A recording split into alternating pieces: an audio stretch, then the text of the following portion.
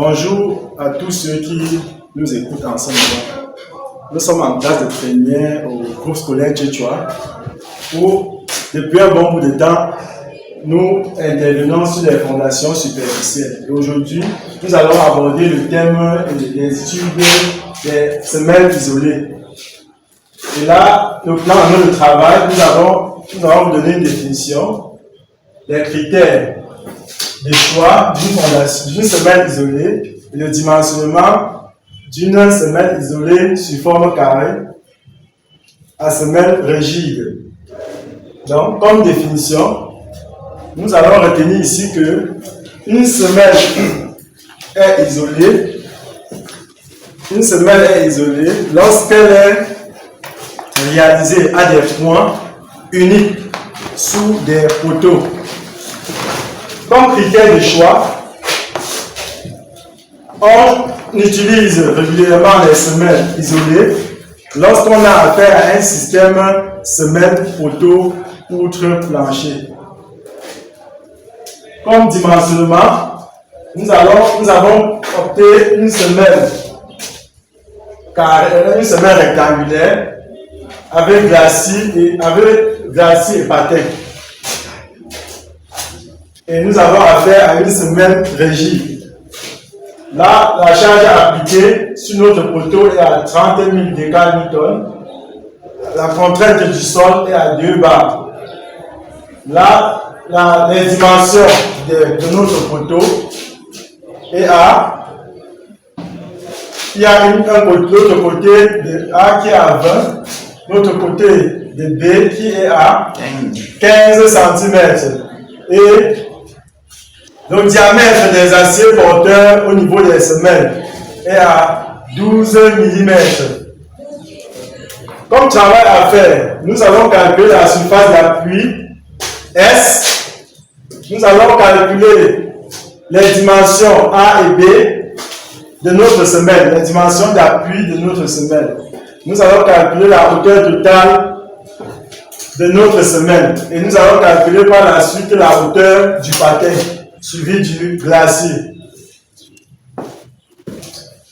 Nous abordons en ce moment la solution.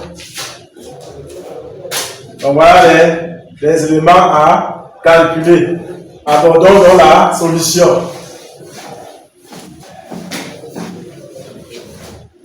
Comme solution,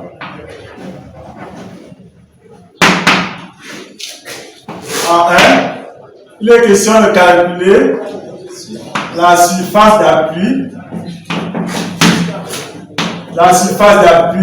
S. Et pour calculer la surface d'appui S, nous allons utiliser l'inéquation qui stipule que la charge appliquée sur la surface doit être inférieure à la contrainte du sol. Et là, en faisant le produit de moyen égal au produit des extrêmes, nous avions N inférieur à S sigma sol.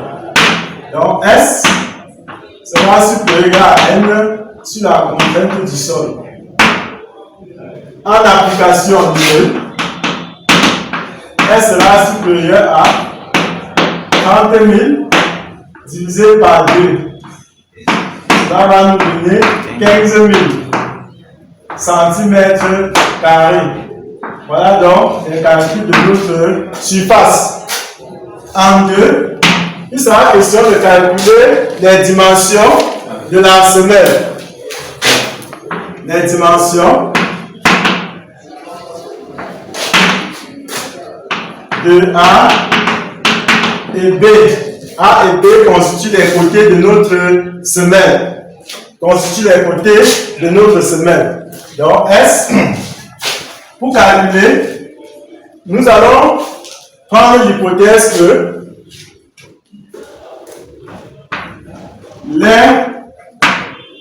les côtés de la semelle sont en homothétie avec le côté du poteau.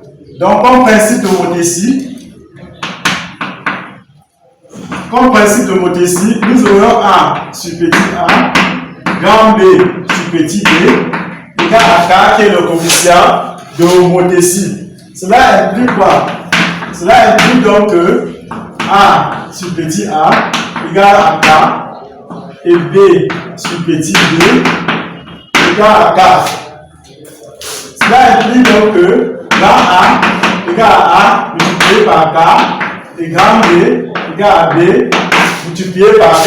Donc, ce qui nous reste maintenant, puisque nous connaissons A et B, ce qui nous reste, c'est de calculer K et venir remplacer. Et nous avons directement les dimensions d'appui de notre semelle. Comment calculer donc K?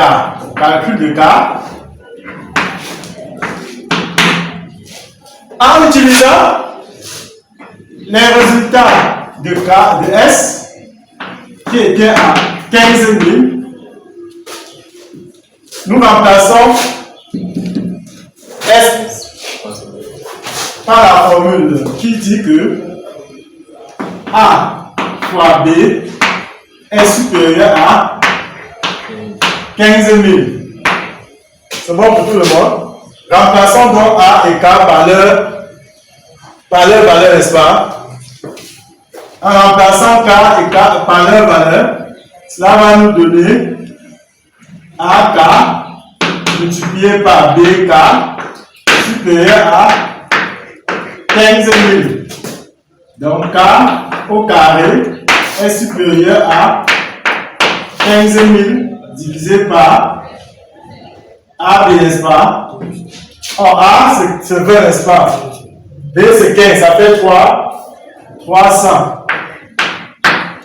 Voilà. Vous tapez la racine carrée, ça va donner combien? K est supérieur à 1500 divisé par 300, ça fait 50. Le résultat va nous donner combien? 7,07. Voilà. Et cela va nous donner donc A égale à quoi? 20 multiplié par 7,07. Ça donne combien? 141,4 cm. B c'est 15 fois 7,07. Ça donne combien? 106,05. Voilà. Voilà donc les dimensions A et B de la surface d'appui connaissant les dimensions de notre poteau. Voilà. On continue avec la troisième question. Calcul de la hauteur. Calcul de la hauteur totale. Calcul de la hauteur totale HT. Pour calculer HT, connaissant le type de semelle, on nous a dit au début que nous avions affaire à une semelle rigide. Et une semelle est considérée comme rigide si et seulement si la hauteur HT est supérieure à masse de B de A moins petit a sur 4 et grand B moins petit b sur 4 plus 5 cm. Les 5 cm est considéré comme étant l'épaisseur du béton de propriété. L'épaisseur du béton de propriété. Voilà. Et en remplacer directement, ça fait masse, ça fait 141,4 moins 20 divisé par 4, ça donne combien? 30,35. Ici on a combien?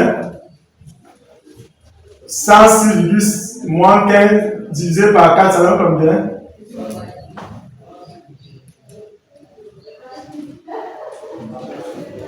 Ça donne combien? 22,875. Plus 5. Ça veut dire qu'en prenant le masse, vous faites le masse ici, c'est 30,5. Plus 5, ça donne combien? H égale à combien? 35,35. 35. Sensiblement égal à 36 cm. Donc, voilà le résultat. Voilà la hauteur retenue pour une semelle rigide. Maintenant, comment calculer donc le patin? Donc, calcul de la hauteur du patin. La hauteur du patin est calculée à partir de l'équation E égale à 6 fois le diamètre de l'acier porteur de notre semelle plus 6 cm.